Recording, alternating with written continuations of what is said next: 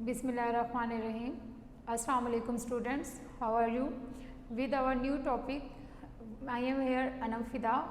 We are going to study the introduction to economy of Pakistan, in which today we will study about the foreign trade, exports and imports, commercial policy, tariff, quota and export subsidies, rebate यानी कि discount and foreign earnings, balance of trade. आज हम इसमें ये study करने जा रहे हैं कि एक्सपोर्ट्स कितनी है, टोटल इंपोर्ट्स कितनी है। और इससे पहले मैं आपको ये बताती चलूँ कि एक्सपोर्ट्स और इंपोर्ट्स हैं क्या और फॉरेन ट्रेड क्या है। आप सब लोग इस चीज़ से वाकिफ़ हैं कि फॉरेन ट्रेड क्या है। फॉरेन ट्रेड यानी कि जो हमारे बाहर के कंट्रीज़ के साथ लेन देन है। अच्छा, फॉरेन ट्रेड क्यों है और ज़रूरी क्यों है?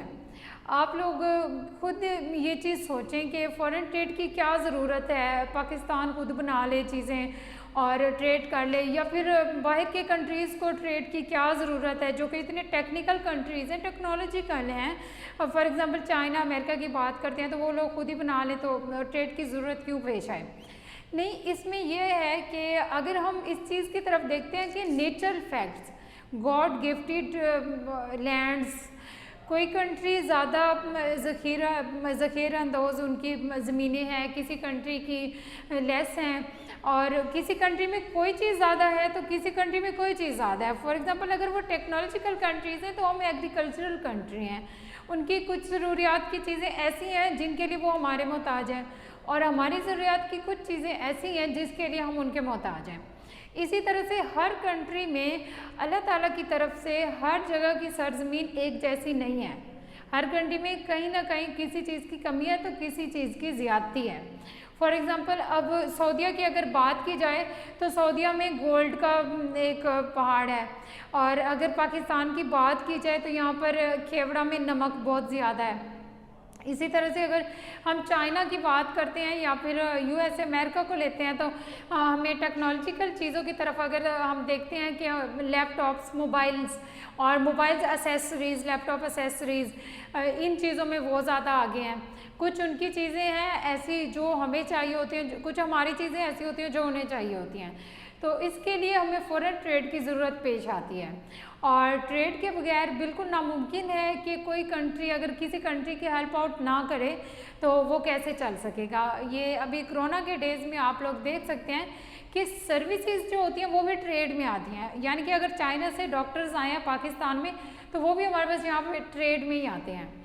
और अगर हम एक्सपोर्ट्स की बात करते हैं कि एक्सपोर्ट्स क्या, एक्सपोर्ट्स ये होती हैं कि अगर यानी कि दरामदात, एक्सपोर्ट्स बरामदात और दरामदात, यानी एक्सपोर्ट्स होती हैं बरामदात आप लोग पढ़ के आ चुके हैं, और इंपोर्ट्स जो होती हैं वो दरामदात। बरामदात का मतलब होता है भेजना यानी कि एक्सपोर्ट करना, और इंपोर्ट्स का मतलब होता है लेना, दरामद करना। और एक्सपोर्ट्स ये है कि हमारे कंट्री से जो चीज़ें बाहर जा रही हैं उसके बदले में हम उनसे पैसे लेते हैं, और जो बाहर की कंट्रीज़ की चीज़ें हमारे कंट्री में आ रही हैं उसको इंपोर्ट्स कहते हैं। ये चीज़ें ऐसे ही नहीं आ रही बल्कि हमें मंगवानी पड़ती हैं। यानी अगर हम इसकी बात करते हैं, अभी एप्पल आईफोन प्रो में आया हुआ था, 11 प्रो में, तो काफ़ी लोगों का ये कंसेप्ट था कि हमने यही लेना है जी, 11 प्रो लेना है, 11 प्रो लेना है, काफ़ी लोग का कंसेप्ट था। तो ये हमारे पास तो नहीं था ना, बाहर से मंगवाना पड़ा ना, तो ये इंपोर्ट्स थी। फिर उसके बाद उस पर कुछ टैक्सेस लगकर यहाँ पर आया, या कैसे आता है, इस चीज़ पर हम लोग अभी बहस करने जा रहे हैं। अच्छा, एक्सपोर्ट्स क्या है? जो हमारे कंट्री की चीज़ें, हमारी प्रोडक्शन है। फॉर एग्ज़ाम्पल कॉटन की हम एग्ज़ाम्पल ले लें जो कि पाकिस्तान की ज़्यादा फेमस चीज़ है। एक्सपोर्ट्स में हमारे पास ज़्यादा है, एग्रीकल्चरल कंट्री हैं। तो वीट की बात करें, ये जो चीज़ हमने बाहर भेजी है, बाहर वालों ने हमसे मंगवाई है और उसके बदले में हमें वो फाइनेंशली सपोर्ट करते हैं, यानी कि वो मनी भेजते हैं या फिर जो भी करते हैं। तो इस चीज़ की मतलब आपस में कॉन्ट्रैक्ट होते हैं कि कोई गोल्ड दे रहा है, कोई मनी दे रहा है, तो ये कॉन्ट्रैक्ट्स होते हैं, या चीज़ों के बदले चीज़ें, ऐसा कोई भी सिस्टम। तो इस चीज़ को कहते हैं एक्सपोर्ट्स। और इंपोर्ट्स यानी कि बाहर से हम कुछ ले रहे हैं, हमारी ज़रूरत का है, हम अपनी ज़रूरत के मुताबिक बाहर से ले रहे हैं, वो होता है इंपोर्ट्स। अच्छा, इसमें एक और बात मैं आपको क्लियर करती जाऊँ कि आजकल जो एक्सपोर्ट्स और इंपोर्ट्स हो रही हैं वो हम पैसों के ज़रिए से करते हैं और लेन देन ये चीज़ चल रहा है। लेकिन जो इससे पहले एक्सपोर्ट्स एंड इंपोर्ट्स होती थी, अब बल्कि बहुत ही कम होता था, यूँ समझ लें जो हो रही थी एक्सपोर्ट्स या इंपोर्ट्स, तो उसमें ये था कि वो चीज़ों के बदले चीज़ें लेते थे। फॉर एग्जांपल अगर बाहर की कंट्री में आपको कोई चीज़ चाहिए, कोई भी चीज़ फॉर एग्जांपल आप लेना चाह रहे हैं, टेक्नोलॉजिकल चीज़ लेना चाह रहे हैं, तो वो आपको उनसे लेने के लिए आप जो हमारे कंट्री की चीज़ देंगे, यानी हमें देना पड़ेगा, गोल्ड देना पड़ेगा। ये चीज़ होती है कि गोल्ड चीज़ के बदले चीज़ें आ रही है ना, तो गोल्ड के ज़रिए, या फिर ये इस सारे को कहते थे बार्टर सिस्टम। और हमारे कंट्री में भी यही चलता था, बार्टर सिस्टम ही चलता था। पैसे नहीं होते थे, ख़ास किस्म के पत्ते होते थे, या फिर ऐसा होता था कि अगर किसी को एक मुर्गी चाहिए, उसने आज ज़िबा करके पकानी है और उसके पास बकरी है, उसने बकरी नहीं खानी, तो उसे अपनी बकरी के बदले मुर्गी लेनी पड़ती थी। अब वो बकरी को आधा काट तो नहीं सकता, तो ये बहुत सारे इश्यूज़ होते थे। फिर उसे मुर्गी के साथ कुछ और लेना पड़ता, तो तब वो बकरी देता, ये आपस में एक्सचेंज करते थे और रियल में यही सिस्टम चलता रहा है। ओके अब ये अगर हम टोटल एक्सपोर्ट्स की बात करते हैं 2015 और 16 के मुताबिक देखें, तो पाकिस्तान की जो टोटल एक्सपोर्ट्स हैं, आप लोगों को ये बात पता होनी चाहिए कि ये जो डॉलर है, हम यूएस डॉलर क्यों इस्तेमाल करते हैं हर चीज़ में। ये यूनिवर्सल करेंसी है। जैसे इंग्लिश एक यूनिवर्सल लैंग्वेज है, यानी कि हर लैंग्वेज की उसमें डबिंग की जाती है, डब्ड कर दिया जाता है, इसी तरह से ये यूनिवर्सल करेंसी है। और जितने भी पैसे होते हैं, यूरो होता है, दरहम होता है, जो कुछ भी होता है, दिरहम वगैरह, सबको इनको एक्सचेंज कर दिया जाता है डॉलर में, ताकि सब लोग को समझने के लिए इसमें आसानी हो। अच्छा, ये टोटल एक्सपोर्ट्स पाकिस्तान की 2016 में रही हैं 21 बिलियन यूएस डॉलर में, और उसके बाद इसकी टोटल इंपोर्ट्स रही हैं 44.61 बिलियन। एंड एक्सपोर्ट्स पाकिस्तान की कौन कौन सी हैं? टेक्सटाइल एक्सपोर्ट करता है पाकिस्तान, यहाँ पर मैंने चंद एक लिए हैं, लेकिन इनके अलावा भी और बहुत सारी हैं। यानी कि टेक्सटाइल या फिर क्लॉथिंग ले लें, ये एक्सपोर्ट करता है पाकिस्तान 4.1 बिलियन यूएस डॉलर। मैंने ऊपर ही ये लिख दिया है, यानी कि ये सारे जो हैं यूएस डॉलर में लिए गए। और ये टोटल एक्सपोर्ट्स का कितने परसेंट है? 4.1 बिलियन जो टेक्सटाइल का हम एक्सपोर्ट कर रहे हैं, जो हमारे कंट्री से दूसरे कंट्रीज में जा रहा है, वो है 17.1% ऑफ टोटल एक्सपोर्ट। और कॉटन हम एक्सपोर्ट कर रहे हैं 3.5 बिलियन, यानी कि टेक्सटाइल ज़्यादा एक्सपोर्ट हो रहा है कॉटन की निस्बत, और कॉटन में ये 14.9% ऑफ टोटल परसेंटेज, ये टोटल एक्सपोर्ट्स, यानी इनकी इतनी परसेंटेज जो टोटल एक्सपोर्ट किया उसमें 14.9 जो हिस्सा है वो है कॉटन का। अच्छा, क्लॉथिंग एसेसरीज़ की अगर हम बात करते हैं, क्लॉथिंग एसेसरीज़ में यानी कि लेसेस वगैरह या इस तरह की कोई भी नगीने, ये चीज़ें आ जाती हैं।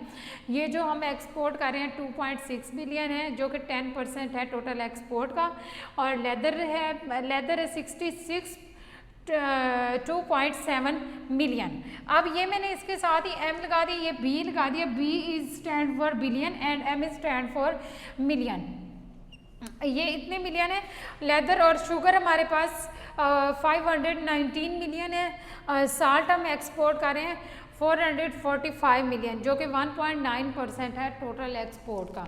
इस चीज़ से आप लोग अंदाज़ा कर लें कि पाकिस्तान की मेजर एक्सपोर्ट्स कौन कौन सी हैं, हम लोग मेन क्या चीज़ एक्सपोर्ट कर रहे हैं, और मेजर इंपोर्ट्स कौन कौन सी हैं। अच्छा, हम यहाँ पे अगर इंपोर्ट्स की बात करते हैं, तो मेजर इंपोर्ट्स में हम जो चीज़ इंपोर्ट कर रहे हैं, पहले तो बात ये है कि मशीनरी और टेक्नोलॉजी की जो भी चीज़ें आ जाएंगी, आयरन आ जाएगा, स्टील आ जाएगा, ये चीज़ें इंपोर्ट कर रहा है पाकिस्तान। ये इंपोर्ट्स में मैं आपको ये इसकी भी टोटल बता देती हूँ कि कितने परसेंटेज में इंपोर्ट्स आ रही हैं।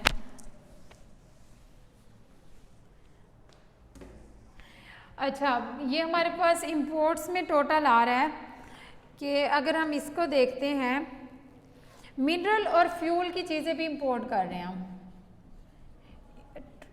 इंपोर्ट्स की चंद एक एग्जांपल मैं यहाँ ले रही हूँ, लेकिन इसके अलावा और भी बहुत सारी आप लोग देख लीजिएगा।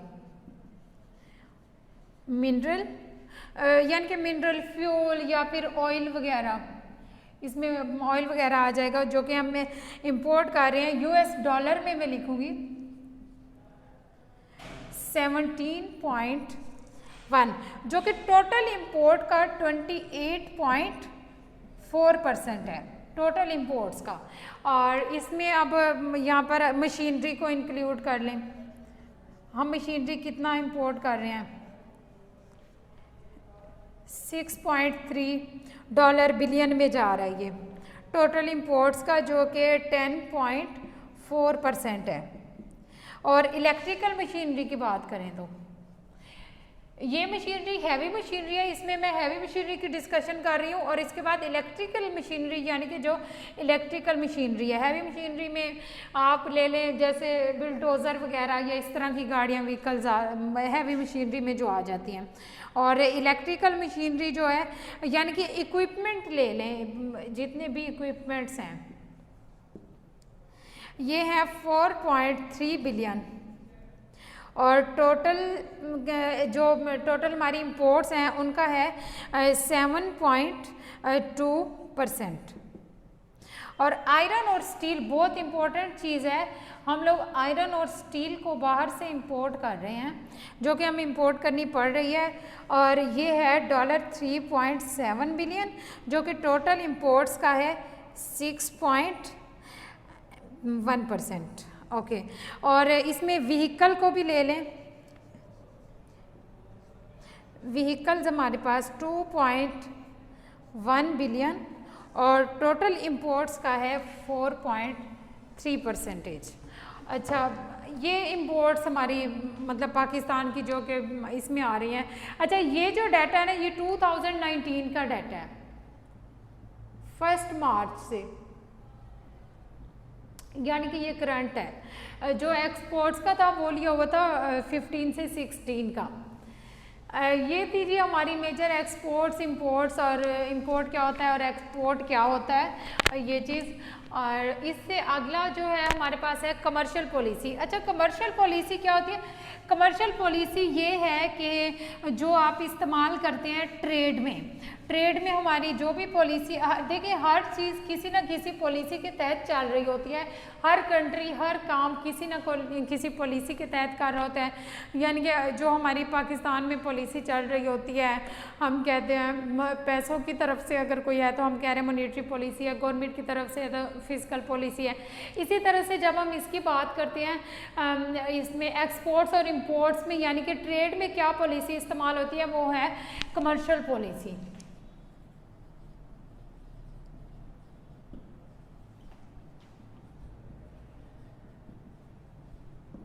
अच्छा, commercial policy used in the trade is the in other words trade policy. Trade policy में ये है कि अब अगर हम इसकी एग्जांपल लें कि कितने परसेंट या फिर कितनी चीज़ें बाहर से इंपोर्ट की जाएंगी और कितने परसेंट बाहर एक्सपोर्ट किया जाएगा, क्या चीज़ बाहर एक्सपोर्ट की जाएगी, कितने परसेंट एक्सपोर्ट की जाएगी। और उसमें ये चीज़ भी हम देख रहे हैं कि टैरिफ, कोटा, सब्सिडीज़, यानी कितना टैरिफ लगाया जाएगा, कितना कोटा होगा, कितनी सब्सिडी दी जाएगी या फिर कितना रिबेट दिया जाएगा, डिस्काउंट दिया जाएगा। कमर्शियल पॉलिसी में जो चीज़ें हम देखते हैं, जो मेन इसको डिस्क्राइब करती हैं, उसमें आता है टैरिफ।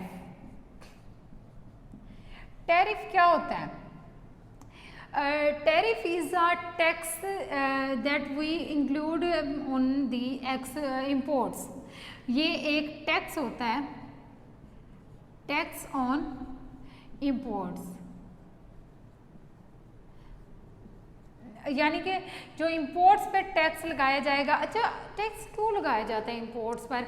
और इंपोर्ट्स पे ये वो टैक्स है जो बाहर से इंपोर्ट्स आएंगी और टैरिफ हम लगाएंगे। यानी अगर फॉर एग्जांपल कोई लोग बाहर से चीज़ें इंपोर्ट करना चाह रहे हैं, अगर टैक्स ना लगाया जाए और ऐसा हो कि उनकी करेंसी भी सस्ती पड़ रही हो, तो क्या लोग पाकिस्तान से कोई चीज़ परचेज़ करेंगे? Obviously not. तो इसलिए जो टैरिफ है इसकी बहुत ज़रूरत पेश आती है, टैरिफ कोटा वगैरह की। ये मतलब कि टैक्स होते हैं। अच्छा, टैक्स वाला देखते हैं तो इसमें टैरिफ आता है, और अगर हम नॉन टैरिफ में देखें, नॉन टैक्स में देखें तो वो हमारे पास आ जाता है कोटा। अच्छा, टैरिफ का पहले मैं आपको बता देती हूँ टैरिफ क्या है। यानी फॉर एग्जांपल आपने बाहर से एक मैं एग्जांपल दे रही थी एप्पल की 11 प्रो की, जब ये बाहर से आ गया फॉर एग्जांपल मैक्सिमम लाख का है, 1 लाख का हो गया 11 प्रो, और इस पर जो टैरिफ लगते लगते हम तक पहुंचते हुए ये आता है तो 2.5 लाख का हो गया, 3 तक भी टच हुआ है।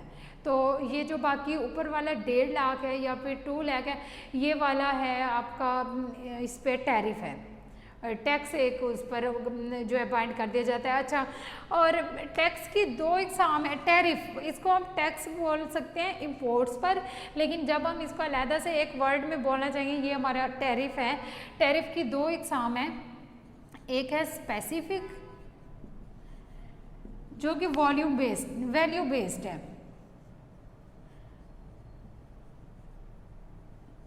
और दूसरा आता है हमारे पास एड वॉल्यूम टैक्स।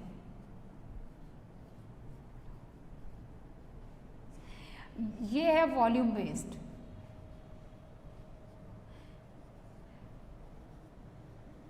यानी कि जो स्पेसिफिक टैरिफ है वैल्यू बेस्ड है। फॉर एग्जांपल आप इसमें बात कर लें, ये टैक्स लगाया जाता है कि कितने % टैक्स लगाया जाए। बाहर से अगर लैपटॉप आ रहे हैं, 300 लैपटॉप आए हैं, 300 लैपटॉप्स आ रहे हैं, तो एक लैपटॉप पर उसमें कितने % लैपटॉप पे टैरिफ लगाया जाएगा, ये स्पेसिफिक टैरिफ है। और एड वॉल्यूम की अगर हम बात करते हैं तो ये इकट्ठी चीज़ पर लगाया जाएगा। फॉर एग्जांपल देखें ना, वो जितने मर्जी आप बाहर से लैपटॉप्स ले लें, एक लैपटॉप पे स्पेसिफिक टैरिफ है ना, पर यूनिट लगा लें, स्पेसिफिक को यूनिट टैरिफ लगा लें। ये यूनिट लगा लिया कि एक लैपटॉप पे कितना एक टैक्स है। अगर आपने एक लैपटॉप बाहर से इंपोर्ट करवाया है, अगर वो 10,000 उस पर टैक्स लगा दिया जाए, 40,000 में वो हमारे पास आता है लैपटॉप, और जबकि उसकी जो असल कीमत है वो है 30,000, 10,000 उस पर टैरिफ लग गया तो हमारे पास वो 40 में पहुंच गया। ये होगा स्पेसिफिक टैरिफ। लेकिन एड वॉल्यूम टैरिफ ये होता है कि एक स्पेसिफिक आपके पास वॉल्यूम है कि अगर 300 लैपटॉप्स आपने बाहर से इंपोर्ट करवाने हैं, यानी बाहर से परचेज करने हैं, तो इन 300 पर जो टैक्स लगेगा वो एड वॉल्यूम होगा। एड वॉल्यूम टैरिफ ये होता है कि एक इकट्ठी उस पे ना वॉल्यूम पे लगा दिया जाता है कि इतना वॉल्यूम है, यानी 300 पर हम कहेंगे कि 20% टैक्स। अब इसमें पर यूनिट की बात नहीं है ना, ये पर यूनिट हो गया, लेकिन ये हो गया फॉर एग्जांपल 20% टैक्स हो गया 300 लैपटॉप्स पर। ये होता है हमारा एड वॉल्यूम टैक्स। अच्छा, टैरिफ, और टैरिफ के बाद एक और चीज़ आती है, डिफरेंट पॉलिसीज़ हैं इसमें ट्रेड की। टैरिफ ज़रूरी नहीं है कि सिर्फ वो चीज़ों पे टैक्स ही लगा कर लाया जाए। एक और चीज़ है कोटा। कोटा यानी कि स्पेसिफिक अमाउंट जो है उसकी वो एक कर दी जाती है, स्पेसिफिक अमाउंट जो है फाइनल कर दी जाएगी। कोटा यानी स्पेसिफिक अमाउंट इसकी ये हो सकती है कि आप लोग बाहर से 200 लैपटॉप इंपोर्ट कर सकते हैं, इससे ज़्यादा नहीं कर सकते।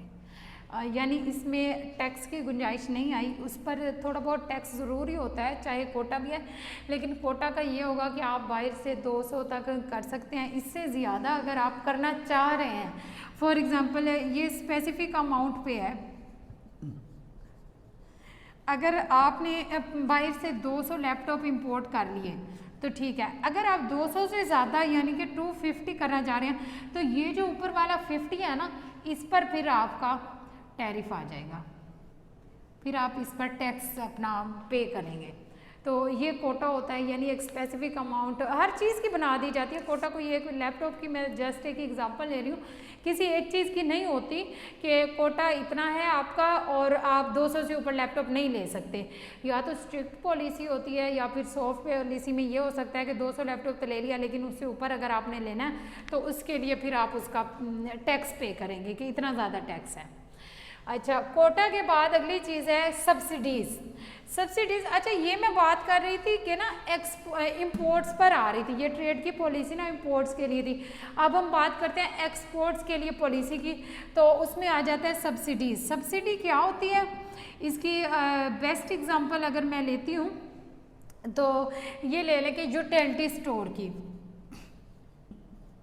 यूटिलिटी स्टोर पर गवर्नमेंट क्या करती है कि उनको ना खुद ही पेमेंट एक ख़ास किस्म की ना दे देती है कि आप लोगों ने ये जो है आवाम को चीज़ें ना सस्ती सेल करनी है। ऐसे ही है ना, यूटिलिटी स्टोर के जो रेट होते हैं वो थोड़ा बहुत कम होते हैं, और ये मैं जस्ट इसकी एक एग्जांपल ले रही हूँ, लेकिन हम इसको ले रहे हैं एक्सपोर्ट्स के लिए। अब गवर्नमेंट क्या करेगी, सब्सिडी दे देगी किसी भी इंडस्ट्री को कि आपने ये चीज़ जो है ना बाहर वालों को सस्ती देनी है। वो किस लिए सस्ती देंगे, इस तरह हमारा नुकसान हो सकता है? नहीं, अगर सेल मैक्सिमम हो तो लॉस नहीं होता। जब सेल आपकी मैक्सिमम हो जाती है तो सब्सिडी देकर उसको मैक्सिमम बढ़ाने के लिए गवर्नमेंट ऐसा करती है। एक तो आपकी जो कंट्री की रेपुटेशन होती है उसको भी काउंट किया जाता है इस चीज़ से, उसका जो एतमाद है वो भी बढ़ जाता है बाहर वालों का कि ये इस कंट्री से फ़लाँ चीज़ ना इस रेट में सही मिल रही है। और दूसरा इसमें ये होता है कि सब्सिडी के साथ एक और चीज़ चलती है, रीबेट। अच्छा, ये तो सब्सिडी दे दी के ना उनको पेमेंट करके कि आप लोग ना ये चीज़ बनाएं और इसको बाहर सेल करें, मतलब गवर्नमेंट उसको हेल्प आउट कर देती है। अब एक और चीज़ है रीबेट। रीबेट में गवर्नमेंट क्या करती है, ये है हमारे पास के ना, इसको ले ले डिस्काउंट रेट। फॉर एग्ज़ाम्पल ये अब गवर्नमेंट ने टैक्स अगर ज़्यादा लगा दिए हुए किसी चीज़ पर, तो जो लोग बाहर कर रहे हैं ना, एक्सपोर्ट कर रहे होंगे चीज़ें, तो उनके लिए एक ख़ास किस्म की ना टैक्स में रियायत होगी, यानी कि उनको ना डिस्काउंट दे देती है। ये सब्सिडी में खुद पे कर रही है, ठीक है, सब्सिडी दे रही है, उनको रियायत दे रही है या उन्हें छूट भी दे रही है, ये यूँ समझ लें कि किसी और चीज़ में छूट। लेकिन जो रीबेट है ये टैक्सेस में डिस्काउंट दे देती है, डिस्काउंट ऑन टैक्स, टैक्सेस में इसका डिस्काउंट देगी। अच्छा, इसके बाद है फॉरेन अर्निंग्स। फॉरेन अर्निंग क्या है? फॉरेन अर्निंग एक्सचेंज रेट से ही होगी ना, फॉरेन से करनी है तो फॉरेन एक्सचेंज रेट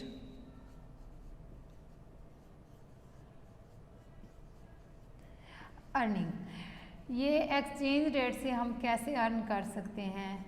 स्पेकुलेशन का लफ्ज़ आप लोगों ने सुना होगा। स्पेकुलेट क्या होता है, यानी कि सट्टाबाजी या फिर जुआ भी लगा लें या ऐसा कुछ भी।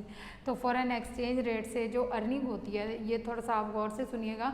ये होता है कि अगर है $110 है इक्वल टू 1 रुपीज़, अगर सॉरी $1 जो है $1 110 रुपीज़ के इक्वल है, यानी ये लें कि 110 रुपीज़ के इक्वल किसी और उसमें ले लेना सेंचुरी में।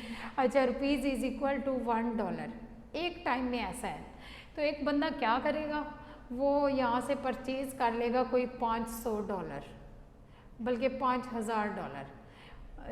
यहाँ से वो अर्निंग कर रहा है, इसलिए हम ज़्यादा डॉलर ले लें। उसने $5000 ले लिए और 110 रुपीज़ के इक्वल है। अब क्या है, नाउ डेज ऐसा है कि फॉर एग्ज़ाम्पल ये 170 आ जाता है, 170 रुपीज़ जो है वो डॉलर के इक्वल है। अब ये जो 5000 था, $5000, ये उस टाइम कितने रुपीज़ के बराबर था, ये आप लोग कैलकुलेट करें।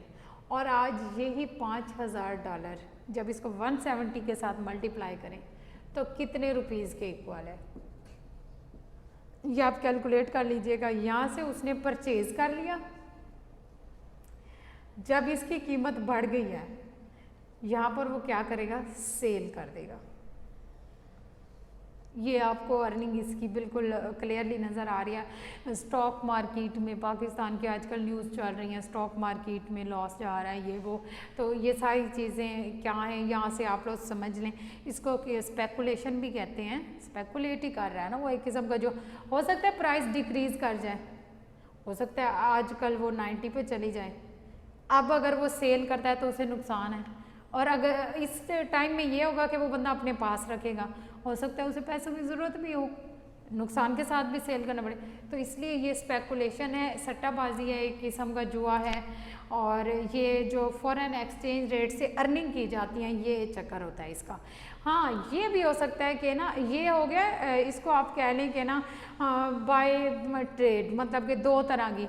और ये टर्शरी भी हो सकती है, यानी कि यूँ लगा लें कि ये जो यूरो है ना, यूरो को वो चेंज करेगा डॉलर में, डॉलर को वो चेंज करेगा रुपीज़ में, रुपीज़ को वो चेंज करेगा यूरो में। इस साइकिल के तहत भी ना वो अर्निंग कर सकता है। जो करेंसी ज़्यादा उसको अर्निंग दे जाएगी वो वहीं पे जाके स्टॉप हो जाएगा और उसी करेंसी में वो अपने पास मनी रख लेगा। अच्छा, और अब इसकी अगर हम बात करें बैलेंस ऑफ ट्रेड की, तो ये क्या होता है? एक वर्ड होता है बैलेंस ऑफ पेमेंट, एक होता है balance of trade. Balance of payment का मतलब होता है उसमें हमारी जो विजिबल थिंग्स होती हैं ना, वो काउंट होती हैं। और जो इन दोनों के लिए पहले मैं आपको ये बता दूं कि balance of trade is equal to exports minus imports.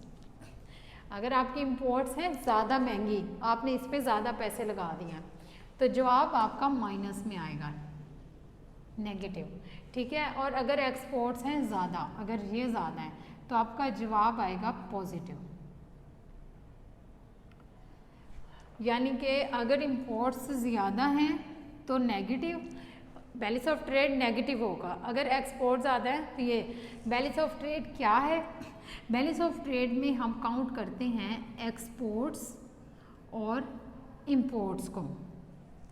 Exports में से हम माइनस कर देते हैं इंपोर्ट्स को, ये होता है बैलेंस ऑफ ट्रेड। और इसमें हमारे पास क्या होता है? विजिबल थिंग्स को भी काउंट करते हैं और इनविजिबल थिंग्स को भी। विजिबल थिंग्स से मेरा मतलब है कि जैसे अभी हमने बात की थी कि पाकिस्तान कॉटन को एक्सपोर्ट कर रहा है, पाकिस्तान आयरन को इंपोर्ट कर रहा है, स्टील को इंपोर्ट कर रहा है, ये विजिबल थिंग्स में आ जाएगा। और इनविजिबल थिंग्स क्या है? सर्विसेज। यानी कि हमारे पास डॉक्टर आ रहे हैं चाइना से, यहाँ से आन करने, या फिर हमारे डॉक्टर बाहर हैं, ये वो क्या अर्निंग कर रहे हैं? सर्विसेज पर। यानी कि ये गुड्स आ जाएगा और ये चीज़ आ जाएगी सर्विसेज। अच्छा, इसके साथ ही मैंने आपको कहा कि एक बैलेंस ऑफ पेमेंट वर्ड होता है। बैलेंस ऑफ पेमेंट में ओनली विजिबल थिंग्स जो होती हैं ना, गुड्स काउंट होती हैं, विजिबल थिंग्स बस। बाकी इनका ऐसे ही हम एक्सपोर्ट्स एंड इंपोर्ट्स लेते हैं, जैसे इसका लिया, एक्सपोर्ट में से इंपोर्ट को माइनस कर देते हैं। ये बैलेंस ऑफ ट्रेड है और ये है बैलेंस ऑफ पेमेंट। ओके जी, इसके साथ ही आज का लेक्चर हमारा एंड होता है और इंशाल्लाह फिर नेक्स्ट लेक्चर में मिलते हैं नेक्स्ट टॉपिक के साथ। तब तक के लिए अल्लाह हाफिज़।